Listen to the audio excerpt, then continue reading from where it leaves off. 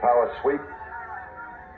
Actually, it's the lead play in our offense. We ask our YN or a tight end to open up somewhere between 6 feet and 9 feet. Get an isolation with the linebacker. You tell the tackle to take the defensive end if he's over him. If he's not, to drive down on the first man to his inside. If the YN has the linebacker taken out, he cuts inside. If the YN has the linebacker in, he comes all the way around. If you look at this play, what we're trying to get is a seal here and a seal here. Try to run this play in the alley.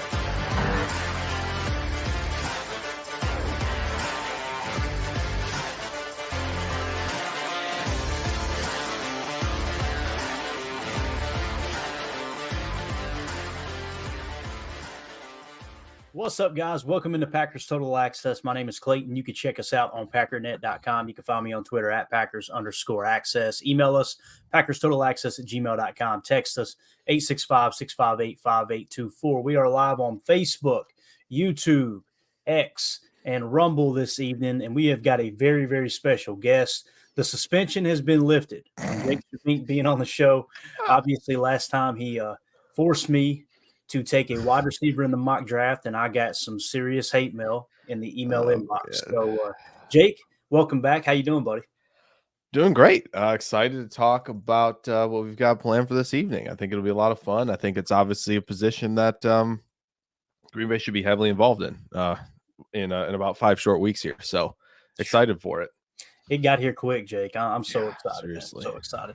Let's do this. Let's give a quick shout out to our sponsors tonight. Ticket King, the official ticket provider of Packers Total Access Live, Wisconsin-based since 1992, specializing in Packers tickets. They are Wisconsin's largest ticket source with offices next to Lambeau Field and in Milwaukee as well. You can click on the link in this video description. It'll send you to theticketking.com. That's theticketking.com. You can register for free as a customer. Get yourself ready for that May schedule release. Just something else right around the corner that we can look forward to here as Packer fans. And I'm telling you, the folks over at Ticket King, they're going to be able to save you money on Packers tickets this year. Make sure you check with them before you check with some of the larger companies. And again, they're right there locally across the street from Lambeau Field and in Milwaukee. Again, that's Ticket King, theticketking.com. We appreciate them sponsoring the show. So earlier today, we kind of done a little deep dive on linebackers, right? And what I mean by deep dive is we went back and kind of let's see what the Jets and what the 49ers did with their 43 defenses. And they approached it pretty similar, but had their own little spin on it. You know, one thing that we discovered was in the 49ers 4-3 defense, they had all their defensive linemen's hands in the dirt. There was many times that we seen the Jets edge defenders standing up, kind of like the Packers did in their nickel 2-4-5 last year. But looking at the linebacker position, like you said, Jake, as we kicked off, it's going to be a position we expect Green Bay to be heavily involved with here in the draft. What we did was kind of dove in and said, okay, who was playing Mike? Who was playing Will? Sam is kind of this elusive position right now. You know, no one really knows what Sam means in 2024. But nonetheless, anytime a backer is on the strong side of the formation, I call him a Sam, whether on the line of scrimmage or not, right? So when we broke that down, though, essentially what we came up with, Jake, between those two teams, and the reason we chose those two teams, gang, is because Jeff Hafley coached under Robert Saleh in San Francisco. Robert Saleh is now with the New York Jets. And, of course, San Francisco has continued to do what they've always done. We could have deep dove Houston a little bit if we wanted to, but I didn't want the show to go for 3 hours. So with that being said, Jake, what we came away with, man, the majority of the mock position there, you know, as far as the Jets and the 49ers, you had the mock at 6'2", 231 pounds, and 6'3", 230 pounds. So it seems like that's kind of that 230-pound mark is somewhat ideal when it comes to a mock backer. You know, when you think of great mock backers in the history of the game, Jake, I mean, there's several people that come to mind, right? And you've got some that were undersized, right? You know, when you talk about like your Mike Singletaries back in the day, people like that. But the game seems to have changed, and they really like to, like to keep those taller, leaner guys, right? And obviously Quay Walker kind of fits that mold, which has got me thinking, Jake, that Quay, well, looking at this linebacker class, you could pull a Mike out of here, but do you want your Mike to be the green dot? Are you going to have a rookie running the green dot, or is it going to be Quay Walker. I could see Quay being the Mike, but I hear a lot of people talking about the Will. On the surface, what do you think about that, Jake? Yeah, I think the Quay Walker part of this equation is really interesting, and that's we can always, and obviously we're going to try and guess at this point right here, but I think it's going to be fun to see how Halfley and really his staff kind of view Quay Walker. Where do they see him? Because that's going to determine a lot of, okay, we want this type of linebacker in the draft, right? We're obviously going to look at a few of them, and some of them have played a lot of Mike, and some of the others have maybe played a little further away from the ball, whether they're on the strong side like the Sam, or you're further away in the Will. To me, like right now with Walker, I just feel like something's not clicking with him, right? With all the run fits between the tackle stuff, and it just feels like that is the part of the equation with him, where it's like, okay, we've seen what he does right through 2 seasons. Is kind of like, okay, we would say like, okay, probably not, being the Mike linebacker because of all those responsibilities of where you need to be sound with gap integrity, getting off blocks, right? Not falling victim to like the eye candy and all that stuff that a lot of teams are running, especially in the conference. And so I think if Halfley and the staff think, okay, we can get the best out of this guy, we know how to train his eyes, we can get all this development out of him, then I have no problem with him being the Mike. To me, like, though, at this point, what we have seen, it just feels like he's going to be better, away from the ball, running and chasing, picking stuff off in coverage, right? He was in a lot of good spots in coverage this year to make a lot of plays. Didn't always finish the play, but it seemed like that process was going well with him. So that's where I see it right now. Could things change? Could Halfley believe in him? Yeah, absolutely, to be the Mike for sure. But that kind of remains to be seen. I think we kind of see what he is at this point, at least. Yeah, and one of the things that we talked about this morning, just to kind of recap, was that buzz effect that Robert Saleh kind of adjusted to when he was with the 49ers. And it kind of talked about, wills flowing to the football, right? And when you look at the 43 linebackers, the will is described here. Drop the spanner down. The most athletic player in this group is generally the weak side linebacker, known for his elite open field tackling on cutbacks and his zone coverage ability in the flats. That kind of feels like Quay. You're kind of playing, keeping obviously the flat's going to stay in front of you and you just attack. You use that athleticism, but also open field tackling. We know his tackle numbers are way up there. It's his run fits that struggle. And when you talk about open field tackling on a cutback, I could just see Quay closing the gap with a running back not expecting him to, and just bang, right? It feels like Quay could fit the will. It's just that height really fits the micro, right? That's the only thing that comes to play there. And the reason I brung that up this morning too, Jake, was I think we kind of we overanalyze the size sometimes. You know what I mean? Like when it comes to, okay, they're going to choose this guy over this guy because he's 1 inch taller or 2 inches shorter or what have you. I think sometimes we just kind of, I don't know, man, we go a little overboard with that stuff. So it was cool to break that down.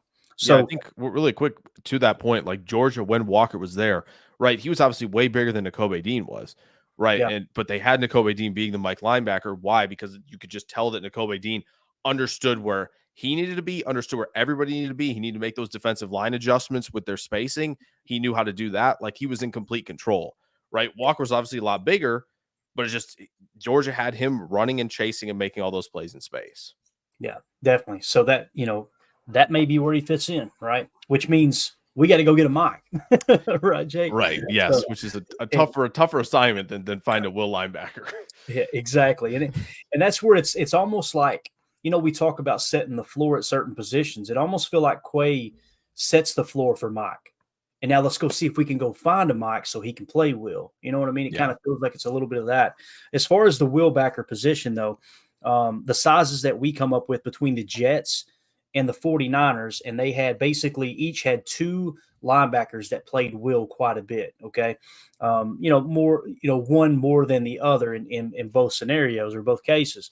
But the size that we came up with was 5'11", 225, 6'2", 216, little slim, obviously, 6 foot, 230 pounds, and then 6'3", 233. So you can see, when people say, well, 6 foot's too short or 5'11's too short, not necessarily, right? I think it was, matter of fact, the 5'11 guy was Quincy Williams, who was a solid linebacker, Quentin Yeah, very Williams' good. brother. So that gives me hope for my boy Jeremiah Trotter Jr. because I love Jeremiah Trotter Jr. Heck So yeah. there you go. But again, if you do go that route, probably going to kick him over to Will and have Quay be the mock if you do go that route. But Junior Colson, I'll say this, and we're going to go through my top prospects here on my board. And Jake, you feel free to disagree at any point. Tell me who you think might be better. But Junior Colson does kind of fit the mold. 6'2" and a quarter is the measurement I have here. You tell me if those are a little off too, because I know you can go to 3 different websites and get 3 different measurements. But Junior Colson, 6'2", 231. 6'2" and a quarter, 240 pounds. Plenty of weight. He meets the height threshold there, at least amongst the mocks when it comes to the Jets and the 49ers. And of course, Junior Colson out of Michigan. I've got him in the 50 spot. But, guys, I'm going to share the screen here because I want you guys to see. And I don't want it to come across like I think my board is right and everyone else is wrong. This is how I build my board. And I want to point out, hey, this is the discrepancies, if you will. So if you notice, Junior Colson is ranked 66 according to PFF. Okay. Mm-hmm. So he's 66. I've got him 50th. What do you think about Junior Colson when we look at that size there? Jake, obviously coming in there at here's a perfect example. Yeah. I've got him at 2 and a quarter. They got him at 6'3". So, I don't know why PFF isn't updating these with all the combine measurements that have come in. But yeah, from what I see as far as his combine measurement, it was pretty close. Yeah, 6'2" and a quarter, 238. So he's right around that 240 range. That size is like you already said, that's 100% like what you want that Mike to sort of be, where you feel like, okay, this is a guy who can take on blocks. This is a guy who can handle a lot of duties between the tackles, right? He's not going to get overwhelmed out there, right? He's not 215-pound Marquise Bell for the Cowboys who's getting washed out every time somebody runs his way. Right, so that's a huge plus for a guy like Junior Colson on your defense. Yeah, no doubt about it. I'm going to pull the consensus big board up since we use PFF so much. I'm going to jump over to the consensus big board. I'd like to see where these guys rank over there because I haven't. Sometimes I find I try to hop back and forth, but sometimes I find myself leaning on one more than the other. So yeah, let's see where we've got Junior Colson here. So they've got him in the 52 spot. Wow, and I've got him at 50. So that's right around. Yeah, the only difference is I've got him as the top backer, and they've got Edgerrin Cooper at 44, and then Peyton Wilson at 46. But I guess let's just move right on to Peyton Wilson. Peyton Wilson, NC State, 6'4", 238 is what I had him at there. According to PFF, they have Peyton Wilson at 6'4", 238. So you, like I said, you chime in if anything. Got 6'3" and 7/8", 233. Gotcha. So an eighth of an inch shy. Yeah. Good stuff. Mm-hmm. Okay, so yeah, Peyton Wilson, obviously he stole the combine, right? He had an RAS of 9.81, if I remember correctly. Junior Colson has an incomplete RAS. It sounds like, they had Michigan's pro day. Is he just not doing anything, Jake? Is that the plan? Yeah, I didn't see anything, which makes me wonder if like one little thing I see on film is something that he did not want to do, which there are a lot of people who aren't doing the agilities. But yeah, I haven't seen any numbers at all. So maybe Junior Colson's just like, man, turn on the film.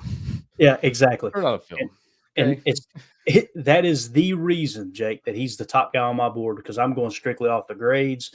That's played a big role. Before the combines, before everything hit athletically, I went and got all of the mock draft database consensus big board information, put it in my system because I knew things were going to shuffle around. I wanted to remember, hey, this guy was the cream of the crop at one point, right? And it says here he peaked at 24. And that's what's wild to me, Jake, because it's like, since the season ended, what happened to make him drop? You know what I mean? That's what's crazy. Media kind of showing you where players are at. Like some of the top guys, like kind of showing you, okay, players are at here. This is where like I'm hearing. Then you kind of see that shift. I think the reason Cooper's in that like 44 spot is there are still some who believe he might be the sneaky first round pick, jumps up into there, like kind of like Quay did 2 years ago, where like some team, like, you mentioned them, right? You mentioned them at the top of the show, Houston Texans, right? They clearly are with D'Amico Ryans. They're going to value linebackers, maybe a little bit more than some other teams do.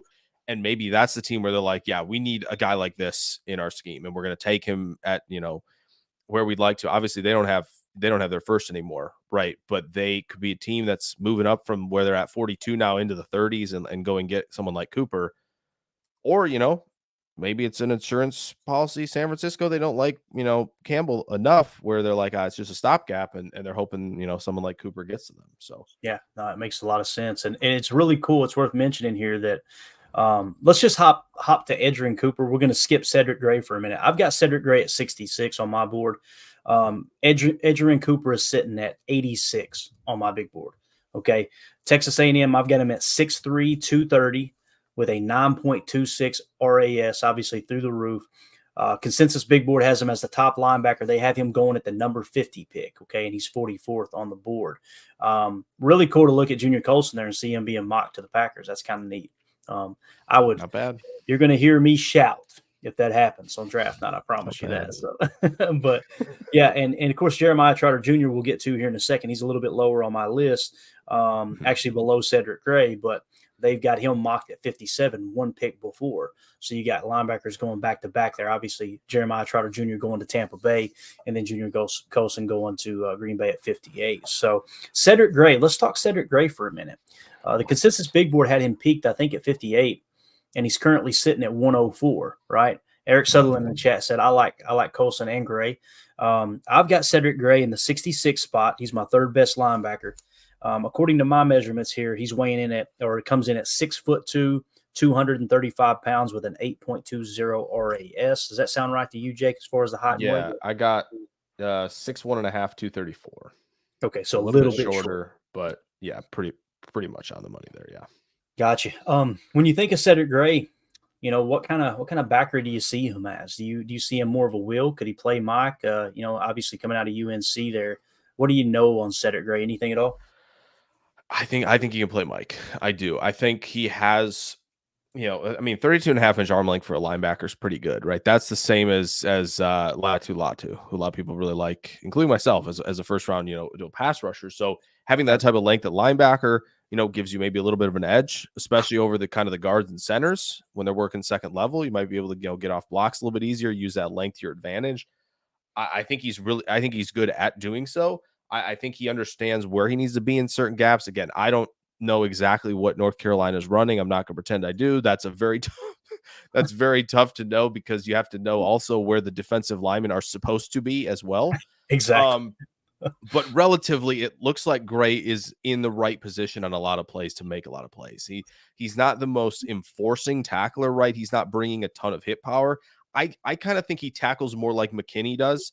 For a lot of people who've kind of gone over the McKinney stuff and seen him, like he's more of the wrap up guy, right? He's not the like, I'm Cam Chancellor or anything like that. Run you over or anything. But I think he's relatively good enough as a tackler, and I think he's sneaky good in coverage.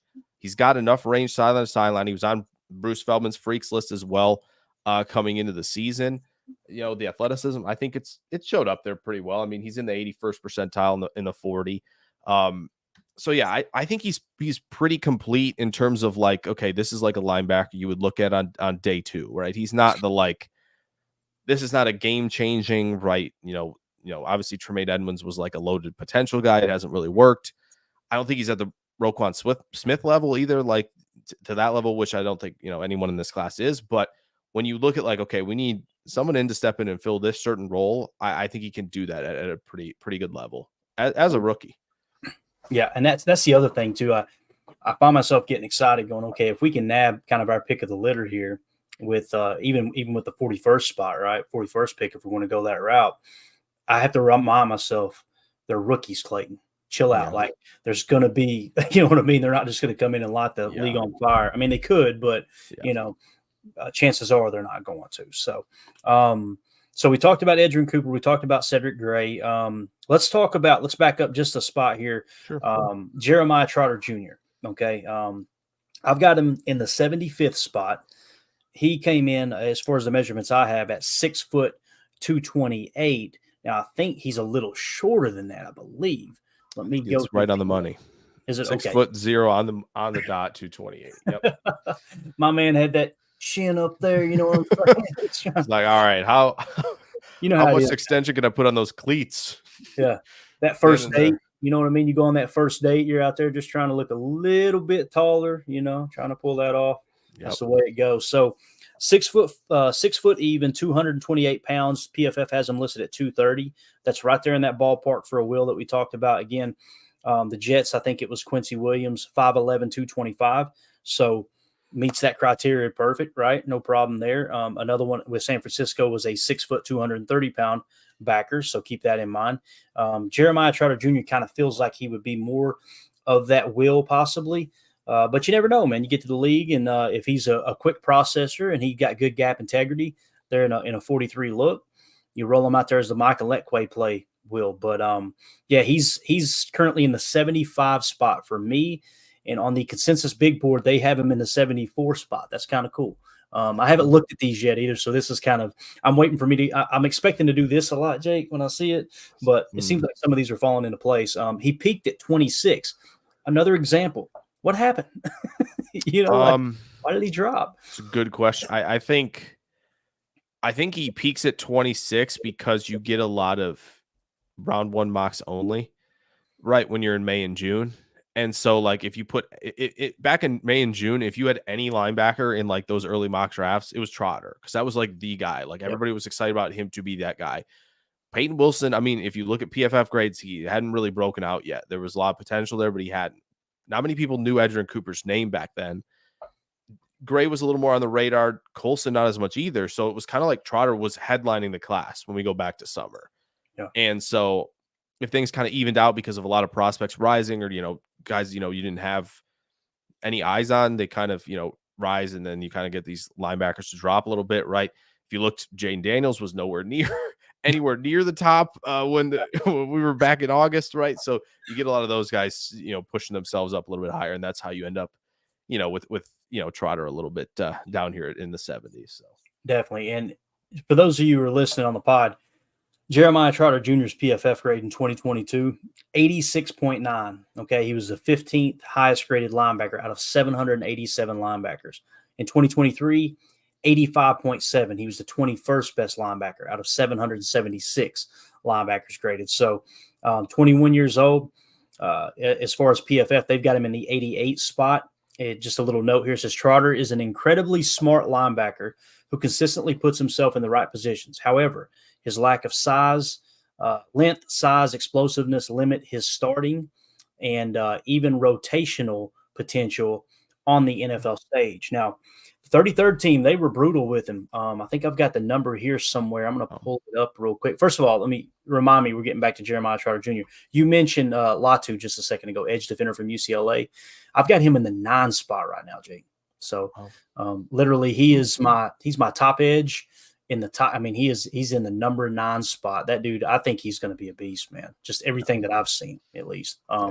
33rd team too. Let me just mention that real quick. 33rd team. Let me look at my key. I've got so much data. Put it here. They've got him in the 11 spot. So right there around the same area. Now back to Trotter. Jeremiah Trotter Jr. Let me find him real quick. All right, I've got him in the 75 spot. The 33rd team is what brung him down.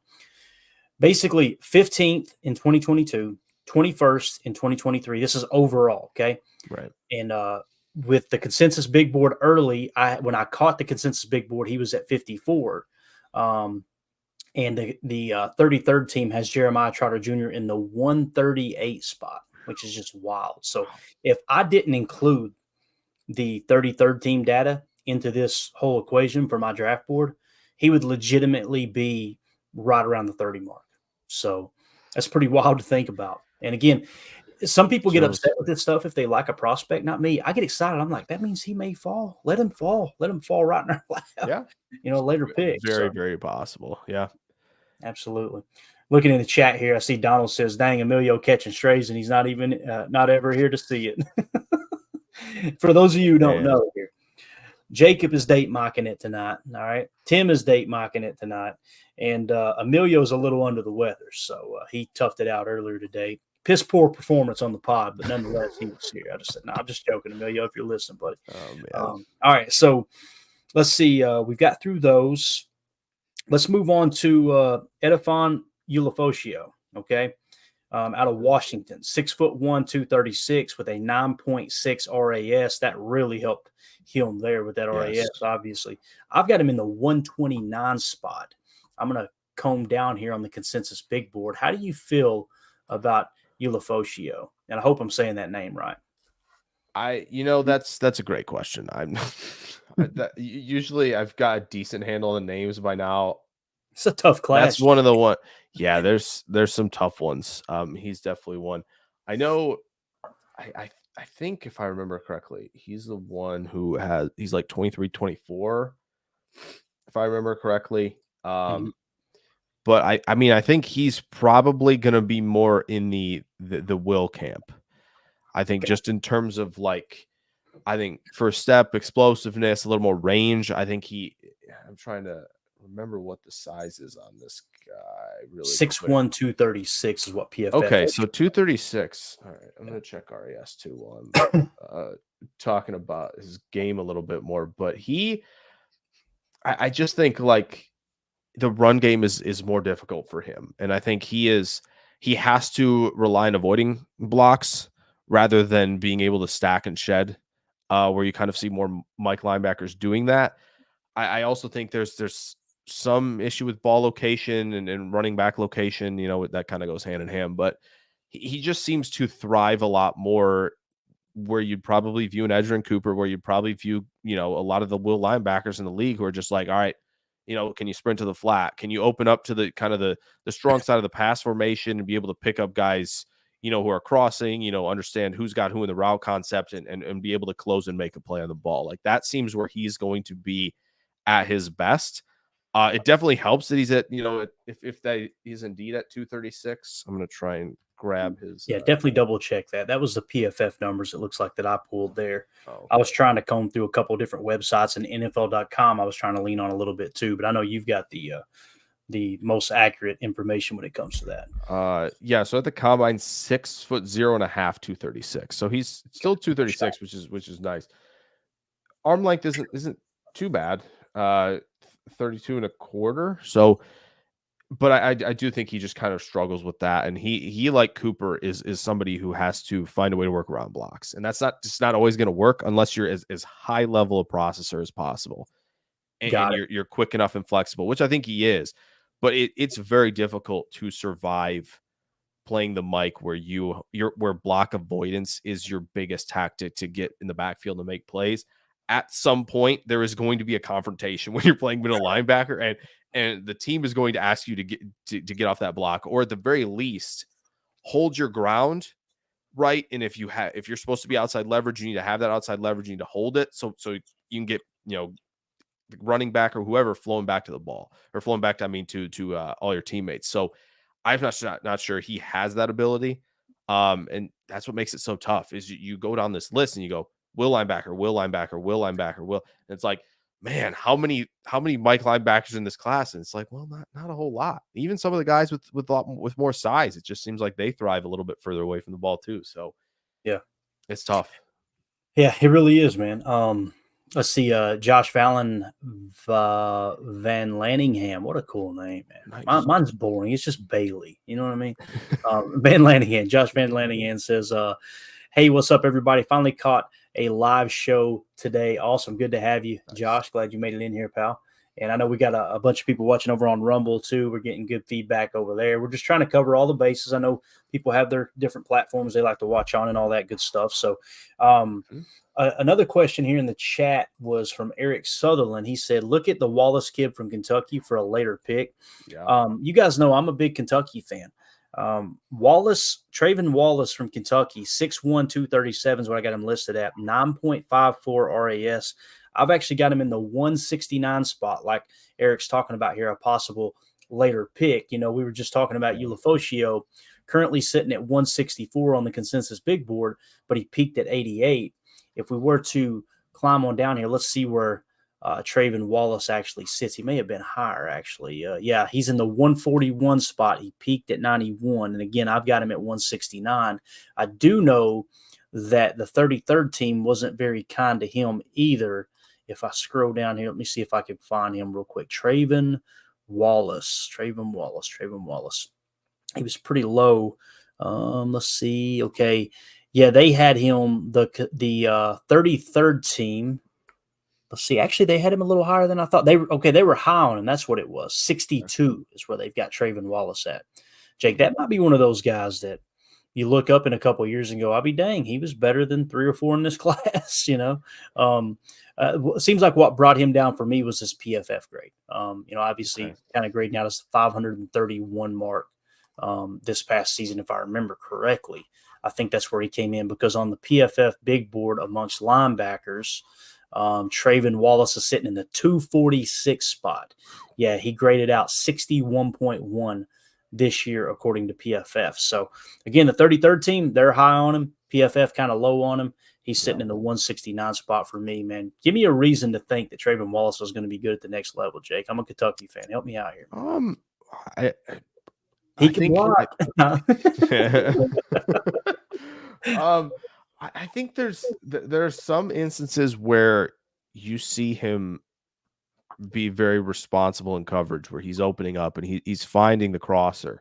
And there are times where, they're blitzing him or they're sending him at the center and he's, either able to get around them or sometimes through him. He got through Cedric Van Pram one time in the matchup. Shoot, I don't remember if it was this year or last year. It was one of the two, but how do you remember just running through? My mind just has those things. There's not much else in there. But yeah, there's a play where he just kind of runs through Van Pran, and it's like, okay, like there's some high level plays, but at the same time, on a down to down basis, it just lacks a lot of consistency right now. And he is like, I think 6'1" and 1/8, 237, as I believe what his combine measurements were. And so, teams that are looking for these kind of day 3 swings are going to like, all right, there's some size there. There's some, I believe, decent athleticism there, right? I think, if I remember correctly, with his RAS, you mentioned. Yeah, it's Trayvon Wallace. Yeah, Trayvon Wallace's RAS was a 9.54. Okay, yeah. So I mean, you see that, you see him run a 4.51, and like obviously it's not in pads, right? But I think you can see some of that, and I think somebody had GPS testing on him that liked him as well, and so you get these athletic players, and that's another big thing of like playing linebacker or any position. It's nice to know that there's a base level of athleticism, because there are things you can coach up. There are things linebackers and players in general, right? Not just linebackers, who can get better at and develop. It's harder when you look at the film and you look at the testing, you go, yeah, this just isn't the athlete. It's tough because it's a step up, right? The athletes are all top tier in the league. So it gets a lot tougher. When you have that baseline of athleticism, you go, okay, can we improve this, or this to get him to play position X at linebacker at the league? And that's what I think a lot of these day 3 swings are going to be, like Wallace, like Jalen Ford, who I know somebody brought him up in chat.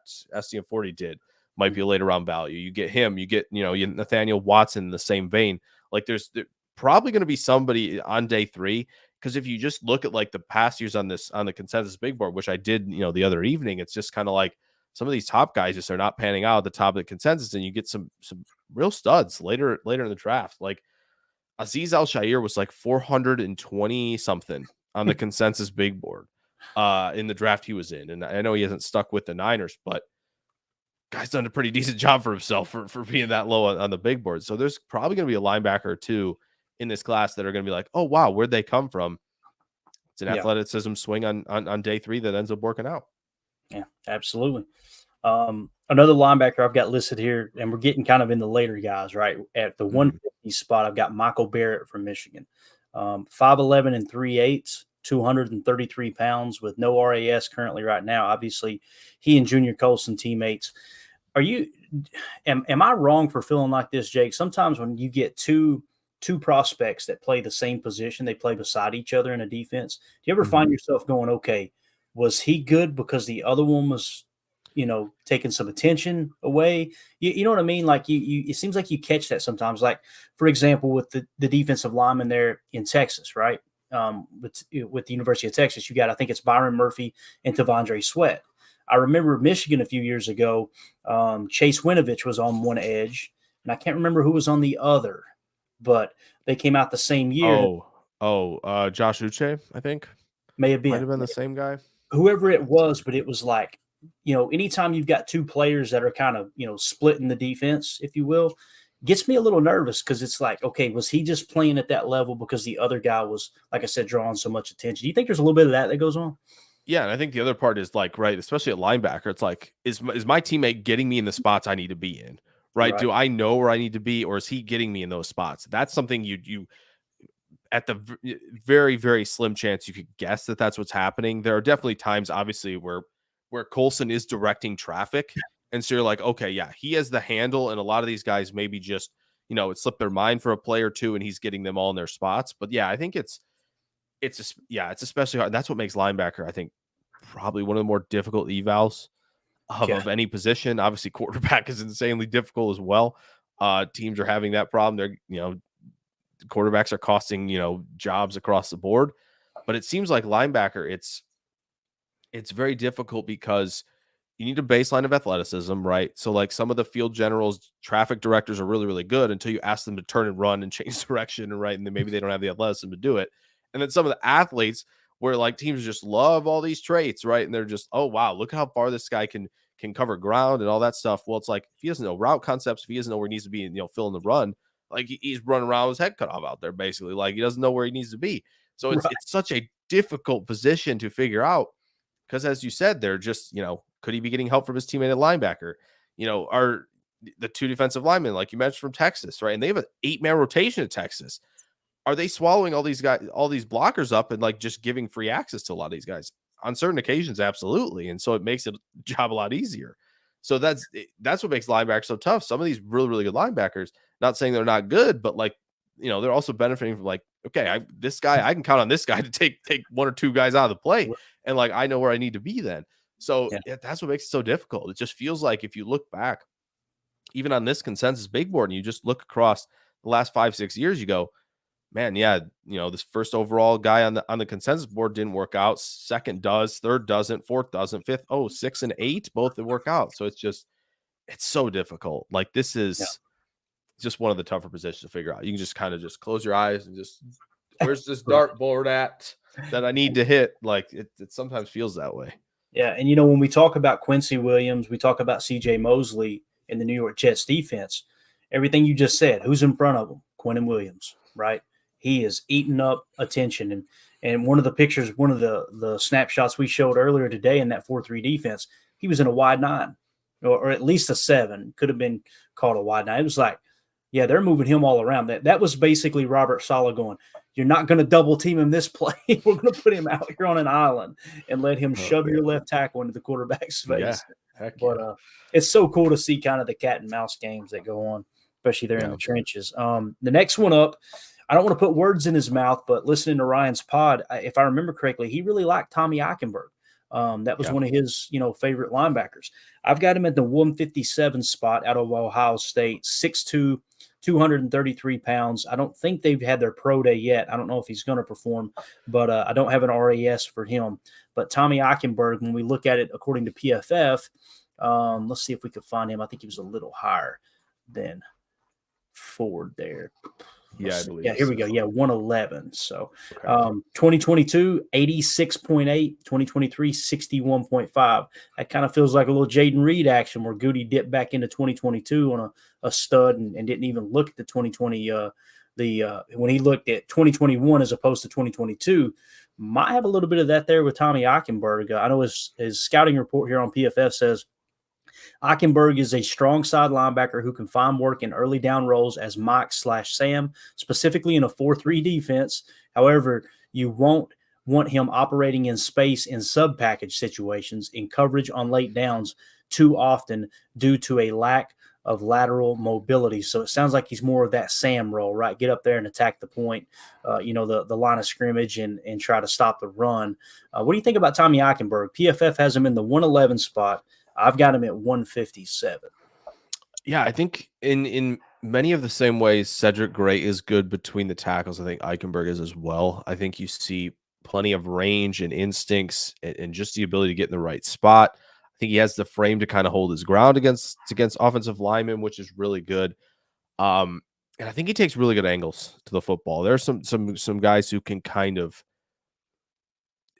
attack too far on a sharp angle downhill, right? And that kind of gets him into a poor spot. You see that safety, of course, as well, more pronounced, I think. But with linebacker can happen too, and you got to be, very cognizant of like, all right, what are my, what's my athletic capability? What angle can I be taking against this running back? Or, if we're in a situation where teams are, getting into the reverse and the jet motion stuff, like where do I have to take my path to? And so I think Ikenberg's really good in that regard. Like he knows himself, he knows what he is athletically, and he understands, okay, like we're playing Corum this week. Okay. Not for Corum to catch up strays. We're not doing that, but he's like, okay, I know I can catch up to him, right? He's not a burner with a ton of speed. I know what angles I need to take playing him. Flip side, same team, Donovan Edwards, ton of speed, right? He's like, okay, yeah, I have to be, taking flatter angles and a flatter path to make sure that I'm in a position to make that play. So I think he can operate well between the tackles, but it's tough in some reps where it's like, oh, Tommy, you think, and it was happened earlier in his career a little bit too, is like, Tommy, can you take this, number 3 on a vertical route? Tommy's like, well, no, I can't. So, and it happens, right? So I think it's a trade-off with Ikenberg a little bit. I do think there is capped athleticism with him to where coverage will be a little more difficult, but for as sharp a mind he is between the tackles, I mean, if he can just be kind of that type of player in coverage where he goes like, I understand who's going to be entering my space, like I know who I need to take, like might be able to hang for 3 downs. There's a chance for sure. Yeah, absolutely. Look, we got an extra host here. He's a little off camera, Lincoln over here in the chair. Like, can we just take Junior Colson and get it over with, man? Yeah, he can't even look at the camera right now. Like we're on the clock and Colson hasn't been picked. What's going on? What are we doing here? M. Smitty in the chat says, for linebackers, I really like the idea of picking up Cunningham. I think he's referring to Zach Cunningham. Okay. Based on your guys' review the other day, him, Quay, McDuffie, potentially Colson, and if possible, Jeremiah Trotter Jr. would revamp that room. It goes to show you, man, just 2 or 3 bodies in that room, and you could have it in place. It could happen that quick, right? Seemed like we were kind of high on Zach Cunningham. He's one of those guys that was somewhat steady, if I remember correctly. Yeah. And there were mentioned, I can't remember who it was that mentioned him. I don't know if he was specifically linked to the Packers, but someone had mentioned, like, I think it was an article saying, hey, here are a couple of the best linebackers that are still available type thing. Yeah, I mean, dude's got ludicrous length, by the way. Really?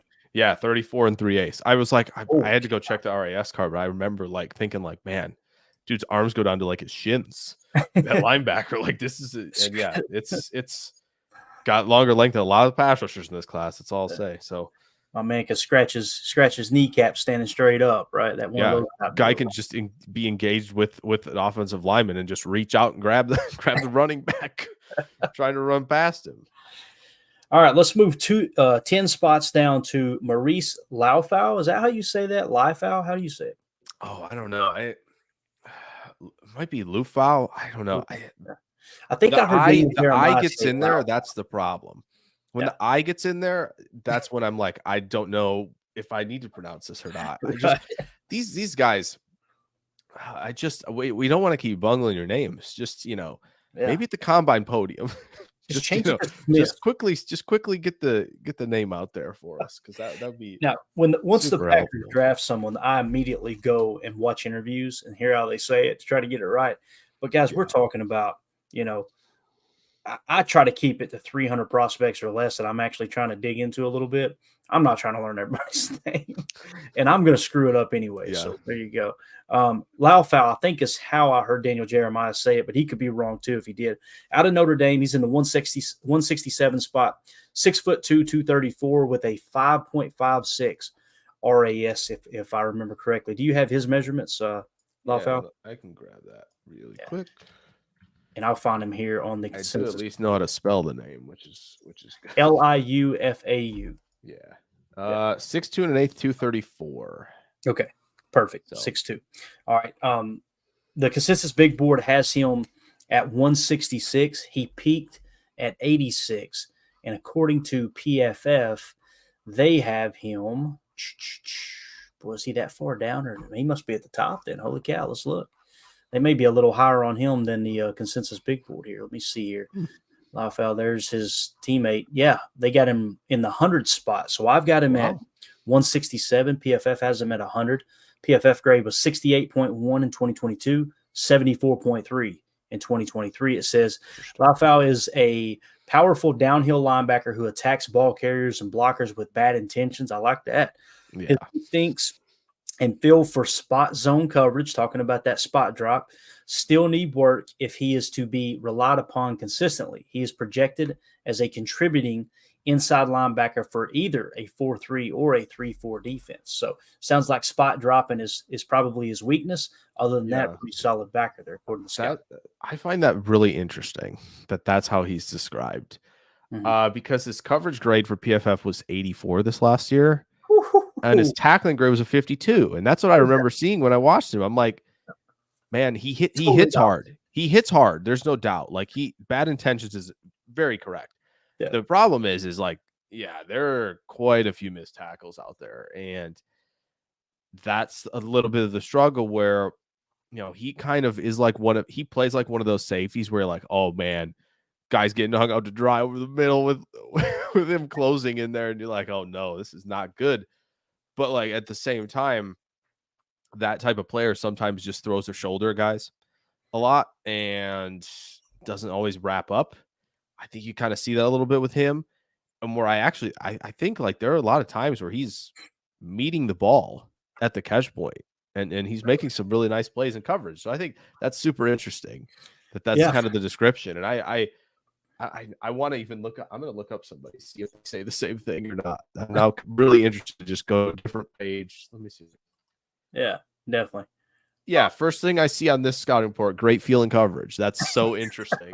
That's and so PFF, who has him in the 80s on coverage, says that his instincts and feel for spot zone coverage still need work if he's to be relied upon. That's so interesting. Oh, man, cut a man a break here. Goodness gracious. So up next would be in the 169 spot for me would be Trayvon Wallace. Okay, we've already talked about him. 6'1", 237, 9.54 RAS. Up next after that would be Laufau's teammate at Notre Dame, and that's J.D. Bertrand. I've got him in the 175 spot. I've got him listed at 6'1", 235. And if we come down here, yeah, he's right behind him at 194 as far as right behind him in the linebacker room, according to the consensus big board. He's in the 194 spot there. He peaked at 160. Now, when we look him up on PFF, they've got him in the 158 spot. So everybody's right around that same area. It says Bertrand is a tough, smart, and competitive prospect, albeit undersized, who projects as a rotational backup inside linebacker for a 4-3 or a 34 scheme. His PFF grade was 71.7 in 2022. In 2024, 82.4. Looks like and again, here we are again, Jake. You see two guys playing a similar position. Is one helping the other? A little more than we can actually see. Which one will be the stud out of those two? Or who knows, man? You might stumble across a situation where you've got, remember the three backers that came out of USC? It was Clay Matthews, Malalaga, if I remember correctly. Yep. And you had Brian Cushing, who was just an absolute animal for reasons we won't mention. But Cushing was one of those guys who hits like Laufau does, 100%. Right? Yeah. Dude's just out there with some bad intentions. I love that one of our biggest needs has two players from Notre Dame at that position. That gets me excited. What do you think about Bertrand? Do you have the same measurements, 6'1", 235? Yeah, 6'0" and 7/8", 235. Yeah, okay. So essentially 6'1". Got it. Yeah, I haven't done a ton of deep dive on him yet, as I have most of the other guys, but I know in Mobile you saw a lot of straight line speed. I think he was one of the top like GPS timers at linebacker. Mm-hmm. I think he struggled to shuffle a little bit when it was kind of like confrontation time and like one-on-ones in coverage.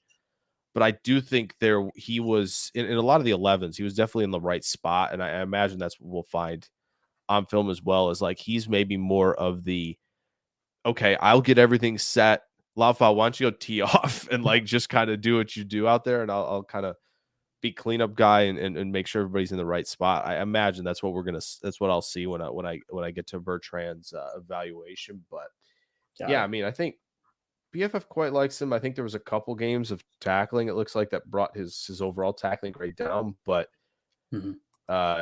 he did have 4 sacks and 30 pressures this past year. So clearly like involved in the blitz. And I think that closing speed probably does match a lot of what you saw in the speed stuff when he was tracked down in Mobile. So yeah, no doubt. Drew D said Notre Dame linebackers are good fits for us, man. I hope so. I would love to get some Golden Domers up here. And I know there's some Notre Dame rivals that are going no way, no how, don't want to see it. But I just love the ties of Notre Dame. The whole reason that Notre Dame is like my second favorite college team, them and Kentucky are the two teams I pull for, is only because of the ties that Notre Dame have to Green Bay, right? You've got all the way back to Curly and then one of the four horsemen. Obviously, I think if I remember correctly, Curly coached him. Curly coached him in high school, and he went on to play for Notre Dame, if I remember correctly. So, cool ties that you got there. But I know those Michigan fans will say, yeah, but Lambeau Field is modeled after the Big House, so don't forget that, right? For those of you who don't know, if I remember correctly, the architect that kind of designed Lambeau Field actually went to Michigan, and he tried to put some of the same type of that bowl look, if you will, from the Big House into Lambeau Field. I need to go to the Big House. I've never been. Me either. We need to make that trip. Of course, we won't wear enemy colors, but we'll go in there and just sit and watch a ball game. Oh, I don't know. Depends. Is Illinois at Michigan? I might wear some enemy colors. I don't know. But yeah. Oh man, I love it. Let's see here. All right. So up next, Jalen Ford. That'll be the last one on my list. I've got him at 178. I've got him at 6'2", 240. However, PFF has him at 6'3", 242. They've got him in the 218 spot. I've got him at 178. And then, of course, when we look on the big board here, the big board has him at 150, so 28 spots higher than me, and he peaked at 96. So first things first, what measurements do you have on Mr. Jalen Ford out of Texas there? I've got 6'2" and 3/8, 240. Wow, there you go. So some pretty good size measurables at the position. We'll take that for sure. Absolutely, good stuff. That. So the whole purpose of kind of going through this and digging into the linebackers gang is because earlier today we tried to get a good read on Robert Saleh's defense with the New York Jets and then the San Francisco 49ers 4-3 defense. How big are their mocks? How big are their wheels, right? So you correct me if I'm wrong on any of these, Jake. I think we were in the ballpark that it wouldn't change where they would kind of fit in. But as far as the guys that would meet that 6'2" or higher that we tend to see that's associated with a mock linebacker in a 4-3, you've got Junior Colson, Peyton Wilson, Cedric Gray, Edgerrin Cooper, Tommy Ikenberg, Maurice Laufau, and Jalen Ford. As far as the wheel backers, who are going to be somewhere between 5'11" and 6'1"-ish, you've got Edon Osio out of Washington, Michael Barrett out of Michigan, Trayvon Wallace out of UK, Kentucky Wildcats, and then you got J.D. Bertrand out of Notre Dame, and of course Jeremiah Trotter Jr. out of Clemson. Not in that specific order, but Trotter obviously coming in the 75 spot. So now you're starting to see everything kind of come into focus from a size standpoint. Again, it's not a slam dunk, but it kind of sees, okay, these might be your potential mics. These might be your potential wills, right? So what do you think about it, Jake, as we get ready to wrap up here, man? I thought we were going to do a mock draft, but we just ain't got time. We filled it, man. This was awesome. How do you feel? Clayton asked a lot of questions in this one just because he didn't want to get to a mock draft. He was a little concerned about what might happen in it. Still got trust issues, Jake. Since that last that's fine. That's fine. So. See, I could even be like, Clayton, we could run through a 3-round mock draft, just do a quick one. But Clayton's like, no, you talked me into it. All right. Go ahead. Yeah. I was going to say really quick, I think the only thing that I would adjust, right, you talked about the size of the linebacker position while you're setting this up, where I think the only tweak I would make is Edgerrin Cooper going to be a will, because I just am not sure that the way he plays at this current moment reflects the Mike linebacker. He just isn't like the take on block, really good eye discipline between the tackles, and he's just more of like, man, I will chase anybody down out there that exists. Like that just seems like the player he is. Doesn't mean he can't help against the run and get around guys and all that stuff, but it just feels like he, even with that height stuff, just feels like he just fits a heck of a lot better just a little bit further away from the wall. Got it. And again, you look at Quay. I'm kind of looking at Quay like, all right, that's our floor mic. So for some reason you do go that route and you take someone like it was Edgerrin Cooper you were just talking about, right? Yep. Yeah, and you plug him in at will. We see they've tried Quay at Mock in the 34 defense, so it's not like he would just be completely blindsided. So yeah, I Right. think and it does matter, man. It matters how they play. It's not just about size, right? Yeah, It matters how they play. So you ready to do this, Jake? We're going to rapid fire absolutely. 3-round mock. Let's do this. No trade. Absolutely. Let's see how this falls. I haven't done. Donald says we always have time for a mock. Love that. Everybody does. Jake, I'm telling you, man. I've been like, I know listeners are going to get tired of mock drafts, and it's every day someone's like, "Hey, you guys should do another mock." I'm like, "Okay, we'll keep." I would let the chat stay tuned because we might have some things in the works for you. To keep it interesting for fun. I love it. Oh, don't get Bowers here. Oh no. Yeah, we're declining all trades. We are not accepting anything. The Rams are trading everything in their next 2 drafts to acquire Brock Bowers.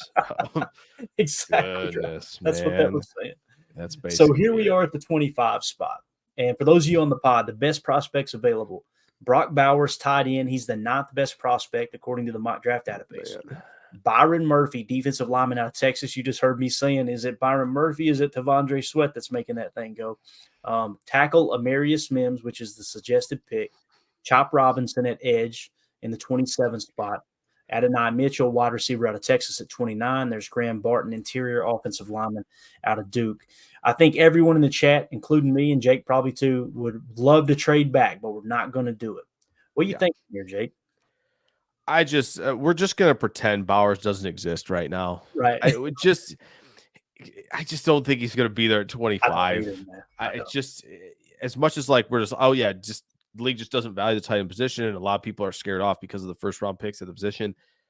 Listen, if you don't think Aaron Rodgers has Douglas's ear at 10 at least, and be like, hey, this Bowers cat's pretty good. We got some tackles, like we could do this. I just feel like, and the same thing with Ballard, really quick, not to prolong this, but like Ballard for Indy, like that is 100% a player that will help Anthony Richardson right now as a receiver. Like it feels like they're just not.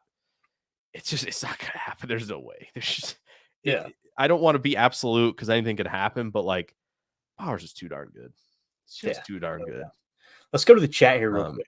John in the chat says Cooper DeJean. All right. Assuming he's still there. Let's look. I didn't even check. Let's see if he's not. Cooper DeJean off the board. There's some people. Some people got him rated in the top 10 now, Jake. Yeah, PFF has him at 8, I believe, on their board. But they did kind of, I think, tweak their board to the point of like, okay, this is what teams are going to more look at, which is good. Mm-hmm. Because I got DeJean at 25 last night in the mock, so that was nice. And we got Kool-Aid at 41, which was a 6 start. Sign me up for that. Yeah, right, awesome. Right. Eric Sutherland says Graham Barton. I'll just run through the chat real quick. Drew D says, let's go Murphy then. He goes on to say we have to replace Kenny Clark for next year. It's very realistic, him being 28 years old, going to be 29. It's a contract year. Yeah. That makes a lot of sense. Let's see here. Mark in the chat says Murphy. Graham in the chat says Barton. It seems like Barton and Murphy, right, are the big picks here. Yeah. There's Murphy or Barton from Donald. I think so. Yeah. I think those are your two.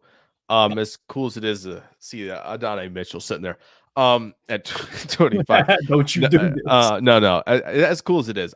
First of all, I think Mitchell's going to be off the board as well. I think the receivers are going to be flying, which, very beneficial. Yeah, I think it's got to be trenches here if you don't get one of these top DBs that fall. I think it's Murphy or Barton for sure. Mm-hmm. As much as like Mims could make sense, just would be a very outside the threshold look at a tackle, which Green Bay hasn't done. Not, I mean, they can't do it, but the data we have right now suggests it's probably not going to be him. Right. I love the idea of Murphy because as much as we love Carl Brooks, you never know, right? This is a day 3 pick at defensive tackle. Yeah. I love Devontae White as a pass rusher. Not too certain about him as a run defender, Clayton. I think you would agree, and a tackler as well. So, and with the Clark thing coming up, I don't see why not. I don't see why not. And it's, if you're looking for Pro Bowl defensive tackles, more often than not, you're finding them in round 1. Yeah, it seems like the league is pretty tapped into finding Pro Bowlers at defensive tackle early. And it's pretty consistent across the board that the teams that are always in the hunt, they just stay in the trenches in the draft, early in the draft, right? They're just constantly looking to take those guys early in the draft. Byron Murphy on the consensus big board is 16th. On the PFF big board, 9th. On my board, I've got him 19th, all of which line up for the 25th pick. We good with taking Murphy here? I think so. All right, let's it's, do it. it's really good value at this point. As much as we like Barton, maybe he's available at 41. And looks like he is. I believe he is, sir. Boom. There you go. But here's the big question. Oh, no. This is the guy that always throws a wrench in it right here, right? I know. And then, of course, here comes the linebackers, too. You gotta look at addressing that. So let's do this. Let's key in on, say, we've looked at we took a defensive lineman, right? We're looking at interior offensive lineman. Obviously, if we're going to go O-line, we're going Graham Barton. I think we would all agree. I think so. So let's go ahead and take a peek at safety. Tyler Nubin, then it drops off, so you can get the best safety in the draft there, according to the mock draft database. Sure. According to my board, it's the same. Do you still have Tyler Nubin as the best safety in the draft too, Jake? Yeah, I think it's hard to move off what he has shown you on film.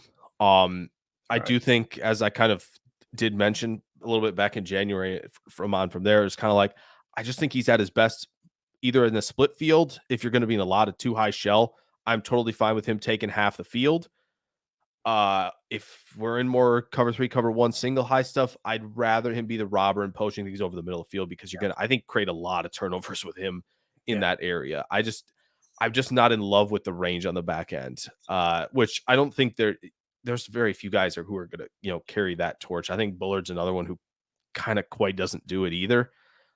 So yeah, I mean, if we're going predictive, it does feel like Nubin athletically, I don't know, RAS is not what Green Bay uses, but it has to be something similar. It feels like he's probably not their guy at 41, even though I think you're getting a heck of a football player. Got it. Quick question here from Adam Block. Where's Chop on your board, Clayton? He is in the 13th spot on my board.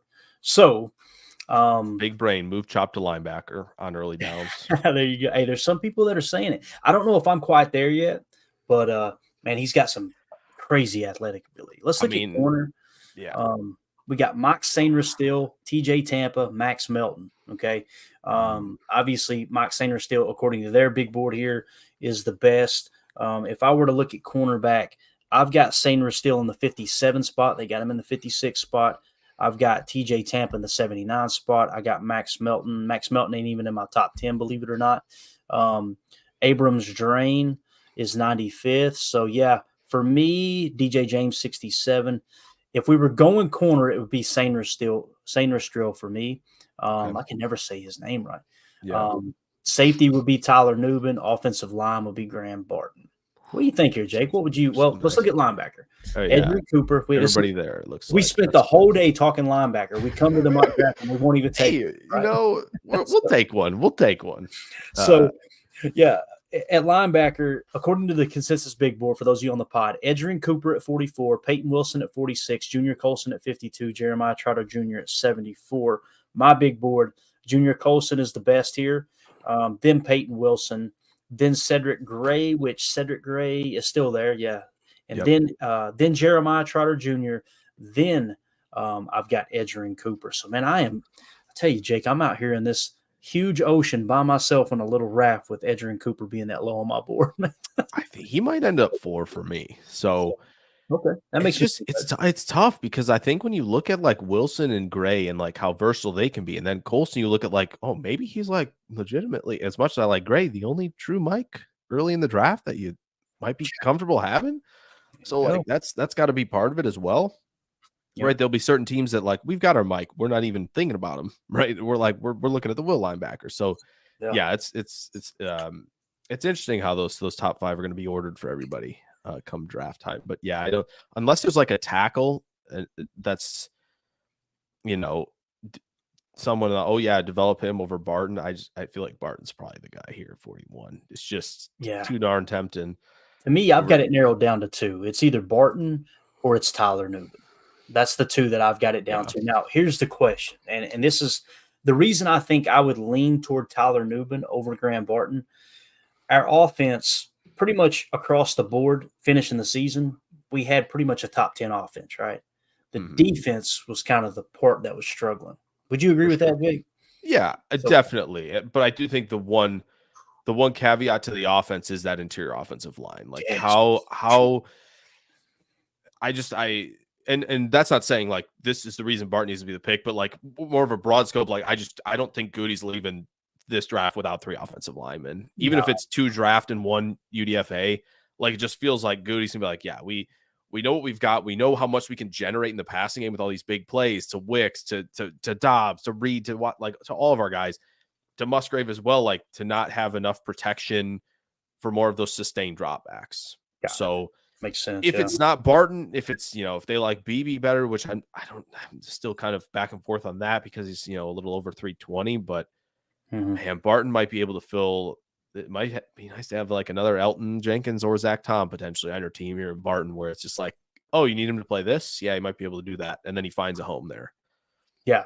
And what we're trying to do is nab several positions here, right? We're looking at Yeah, for interior sure. offensive line, we're looking at linebacker, we're looking at safety. Newman is not going to be there at 58. I think For we would sure. all agree. So you're going to miss out on the best safety in the draft. It's going to play in the box. Kind of we didn't say he was a Cam Chancellor like, but we were trying to draw some comparisons across the league. That is one name that popped up as far as a low RAS, overachieved. Maybe that's putting too much on someone like Tyler Newman. Maybe Geno Stone's another really nice one. Not a top tier athlete, Right. but a playmaker that found the ball a ton last year in Baltimore. Right, 7 picks. Like could easily end up being Newman.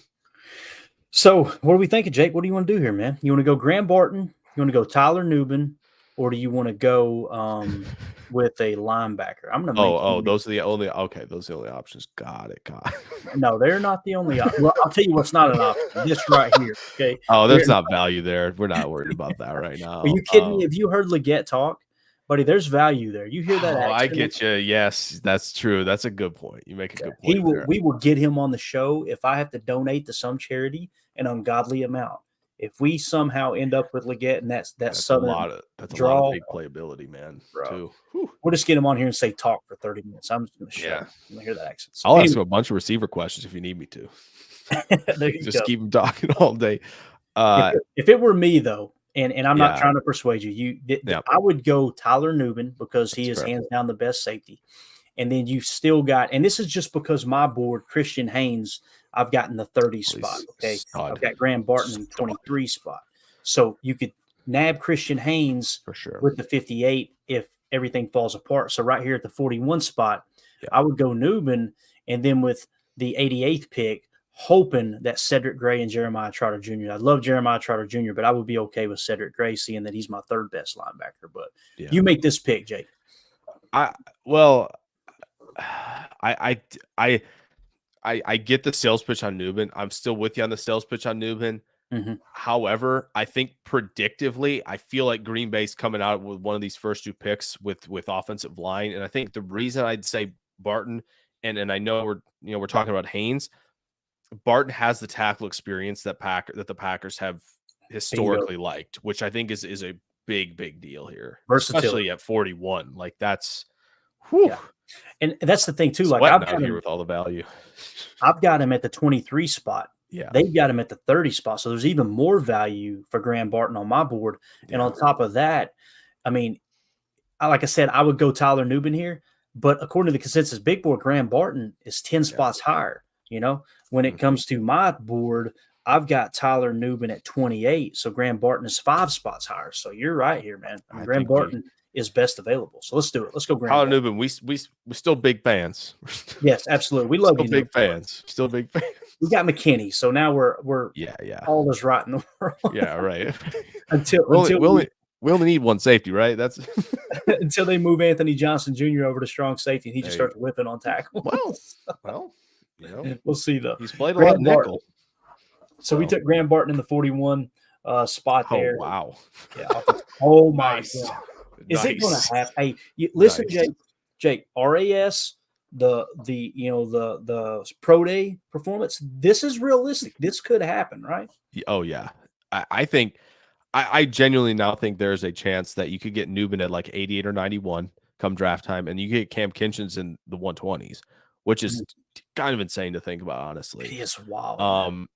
Look at this. Still, I would probably lean Colson here. Okay. Just based on kind of what I think Green Bay needs. I know Eric Sutherland says, can Newman run block? Well, that's funny. Maybe. Who can say? He can block. Who's available at corner? Just out of curiosity. See, and this is what happens. We finish the mock and we look back and go, oh crap, we didn't even look at this. Clay, that's why my gears are like turning. There's like 8 gears turning. Like, who's available here? Who's available here? That's what happens when you do way too many mocks, Clayton. This is where my head's at. So you got Max Melton at 63, Chris Abrams-Drain at 73, Cam Hart at 93. It's thinning out quick, Jake, real quick. As far as my big board here, the best available would be, let's see, I got Abrams-Drain at 95. I don't have Cam Hart up there. DJ James I have at 67. Okay. So DJ James would be my pick here, hands down. DJ James is a tough son of a gun. At 173 pounds, though, that's the question. But, like, every time I watched a receiver who played in the SEC, I'm like, I got to see the Auburn game because this dude played so physical and really probably gave pretty much everybody you could think of the most trouble all year long. So yeah, DJ James should be there at 88 most likely, though. Heck, he'll be there at 91 possibly, right? So that would be my cornerback pick. So if I was in control of the draft completely, I would say let's wait until 91 and see if DJ James is there. Honestly, I might be on the same page of like, let's wait till 91, see if Golden Dome Cam Hart is there as well, honestly, because plenty of size and physicality as well at corner.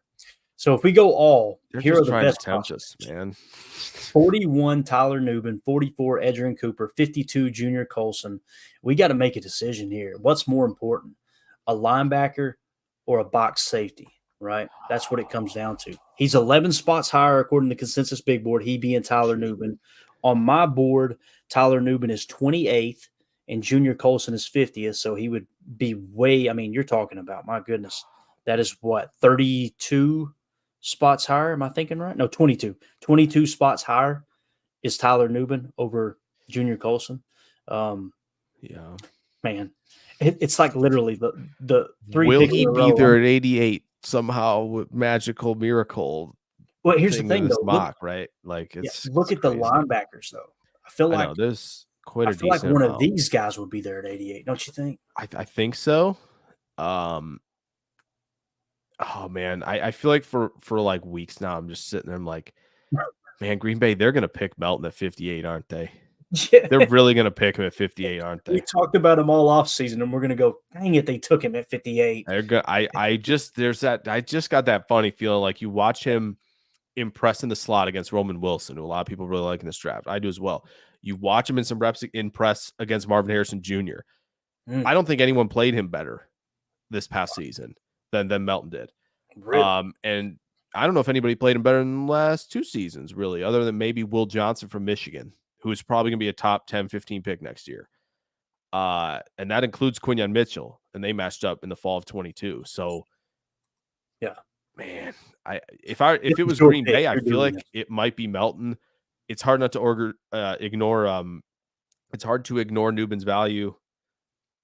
And there's a lot of linebackers still there. So, but if you like Cooper or Colson, it's got to be right here. Yeah. It's got to be right here. Yeah, for me, my pick would be Nubin here.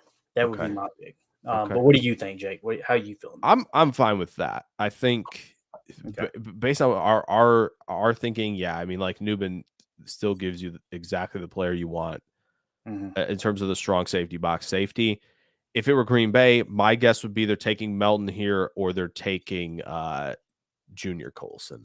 I think those two are probably where they would go at this spot. I'd be okay with either of those, to be honest with you. I would be perfectly fine with it. Let's go Nubin here, though. Let's go with the suggested pick. Bang. All right, we're crushing this, man. All A's. Look at this. So our next pick is obviously going to be 88th, right? And no safety, Scott. Just Kinchins and him. Sure. That's it. Sure. So cornerback, Max is obviously gone. Let's look at linebacker now, right? Lost out on James. There's our boy. Perfect. There you go. So best There we available go. at linebacker, Jeremiah Trotter Jr. at 74. Then it drops off to Cedric Gray at 104. I've personally got Cedric Gray in the 66 spot, Jeremiah Trotter Jr. at 75. If you had to pick, Jake, between Jeremiah Trotter Jr. and Cedric Gray, forget these numbers. Yep. Jake Shavink, who do you like better? Cedric Gray. Cedric Gray. Got it. Cedric Gray. So with that being said, we should be able to wait till 91 to get Cedric Gray. Right? Yeah, probably. There's that hope, which makes me turn my attention, I think, to offensive line even again. Okay. Which is like, I know everybody. There's two camps right now in Packers where it's like, we can wait because we're so good at developing offensive line in day 3. I'm like, listen, I get what you're saying, but you're looking at 2 players and you're missing all like the other 8 or 9 in the era who have not panned out as late round picks. And so it's kind of like you're just kind of focusing, on all the hits here rather than, oh man, that's not ideal at tackle. The best tackle available according to the consensus big board is Blake Fisher at 88. I've actually got him at 68. Okay. And then interior offensive line, they've got Cedric Von Prawn out of Georgia at the 76 spot. I've got Cedric Von Prawn in the 60 spot, so even better than they do. That's interesting right there. Josh Myers is going, don't you do it. Don't you do it. What do you think? I think these picks, and this is exactly what I did last night, but I just love it. Dominic Pooney from Kansas and Cedric Gray as the 2 third-round picks. It's about as good as it gets. Pooney's played really good at guard, really good at tackle. It gives you some insurance there, exactly like Barton, where it's like, oh, nice. 2 positional flexibility like offensive lineman. Man. Goodness. Dude, and then you get your linebacker in Gray, and it is just time to cook. And I've got Pooney at 53 on my board. So I say we run that in. What do you think? Yeah, absolutely. All right, we're going Dominic. Is it Pooney or Puny? I think it's Pooney. Right, I think I was saying Puny early in the process. I'm pretty sure. I probably said it 3 different ways, to be honest with you. So. That's fair. All right. Don't worry about that grade, guys. I don't know what we're talking about on here. All right. Please tell me they didn't just take 2 linebackers back to back. Oh my God, you ready? Drum roll, please. Drum roll. Wait, are we on the clock? Yeah, we are on the clock. Here okay, only 1 got taken, if any got taken. So okay. Oh, we got a pick here. Look at this. All right. This is where it gets tough. Well, actually, it doesn't. If you remove the consensus big board information here, I've got Cedric Gray at 66. I believe you said you would take him over Jeremiah Trotter Jr., right? Yeah. Okay, so we've talked linebacker all day long, and the moment of truth, the moment has arrived for us to draft the back. It's going to happen in the 91 spot, and we're going to take Cedric Gray. Now, keep in mind, we looked at the size according to the Jets mock linebackers and the 49ers mock linebackers. We didn't go into this going, we got to have a mock, did we, Jake? We just said best linebacker available. Yep. So with that being said, Cedric Gray, definitely, my measurements, I had him at 6'2", 235. He had an 8.20 RAS. The size is there to be a potential mock. Do you like him at mock or do you like him at will? It's not going to change our pick. But yes, actually, I would answer that. I think I like him in both spots, which I think gives him a slight edge over Trotter in terms of where I would probably view the 2 of them. Got it. So we're good with Gray here. Yeah, I would be very happy with this. I love it. All right, so there you go. Not worried about the C at pick 88. It's not a C, folks. It isn't. So, it's just not. So I'll tell you. So here it is, guys, on the pod, and we'll wrap this thing up. Appreciate y'all hanging out with us as long as you have. Everybody in the chat, we got a herd of people in here. If you guys would, guys and gals, hit that like button for us. Yep. If you're on Twitter, you can click on my profile, and you'll see a YouTube link there that'll send you to YouTube, our YouTube page, where you can subscribe there, and it's a little bit better interface, as far as hanging out, talking in the chat, that type of stuff. We appreciate everybody on Rumble too. We've had several people. I think we got up to like 10 viewers on Rumble, which is cool. We just created it today, so it's cool to see that. But here is the results. With the 25th pick, we took defensive lineman Byron Murphy. I had Byron Murphy in the 19 spot on my board. Great value there. Graham Barton we took at 41. Interior offensive lineman, but he's versatile enough to play tackle if you need him to. Can play center too, if I understood correctly. Let's see. I have him in the 23 spot. We got him at 41. Great value.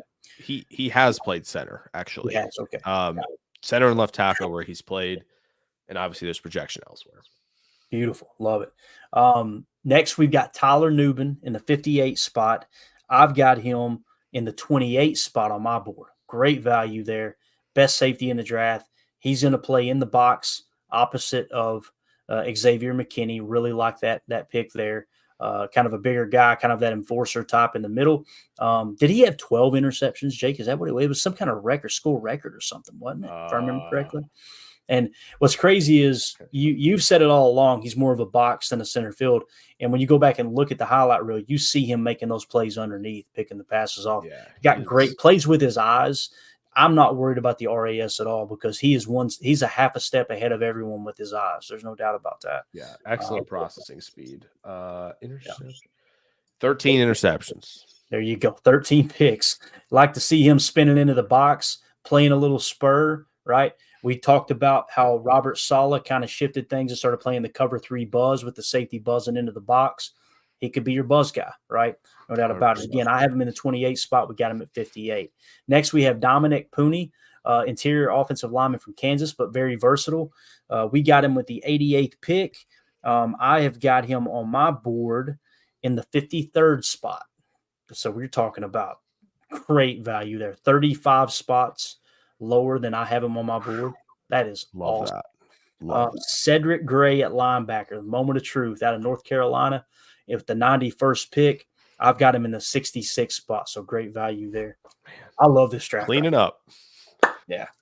This was Donald says Super Bowl winning draft here twice. He said it twice in the comments. Well, yeah, it seems like everyone really likes it, man. Yeah, it's because we didn't do that other thing. Tim will approve. I love it. Yeah, as long as the majority of the picks are on defense, Tim always approves. No doubt. Yeah, and if there's no receiver in there, right? Yeah, and I love what Drew said. Can't wait for tomorrow's mock. Sure. You man, pressure. Oh man. There you go. I like what Drew D said here. We can't solve every hole. We just we can just get good players. I think that's the best way to describe what we just did, Jake. Yeah. So. You got anything else, buddy? We went way over. I appreciate your time. Yeah, man, it's hard for us to get off here, dude. When we're it is. This is a lot of fun. Very much so. There was a comment that says, "Dang, this episode's still going." Listen, that's when we're both on here. It seems like that's what happens no matter what.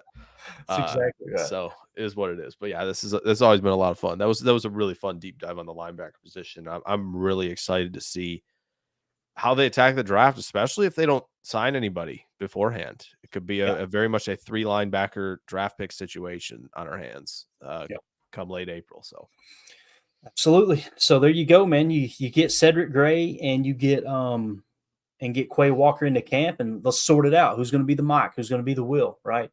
And let them compete. You got Isaiah McDuffie that can come in there in a pinch too. You know they're going to take another swing or two at linebacker later in the draft as well. Yeah. We talked about some of those guys that we listed off, like names like Osio, Michael Barrett, Tommy Ikenberg, Maurice Laufau, Trayvon Wallace from Kentucky, J.D. Bertrand from Notre Dame, Jalen Ford from Texas. Jalen Ford being more of that Mike kind of fit. But yeah, it's a lot of fun, Jake. Appreciate your time, buddy. This was a blast. This is awesome. All right, guys, we're going to get out of here. Want to thank everyone on all platforms, everybody on, like I said, Facebook, YouTube, Twitter, X, Rumble, whatever you want to call Twitter nowadays. I don't know what the kids are calling it, but we'll refer to it as both. But really appreciate everybody's time. For those of you listening on the pod, thank you for making us a part of your day. As always, let's go out and be the change we want to see in the world. And go, Pack, go. The power sweep. Actually, it's the lead play in our offense. Yes, a YN or a tight end to open up somewhere between 6 feet and 9 feet. Get an isolation with the linebacker. Tell the tackle to take the defensive end if he's over him. If he's not, to drive down on the first man to his inside. If the YN has the linebacker taken out, he cuts inside. If the YN has the linebacker in, he comes all the way around. If you look at this play, what we're trying to get is a seal here and a seal here. Try to run this play in the alley.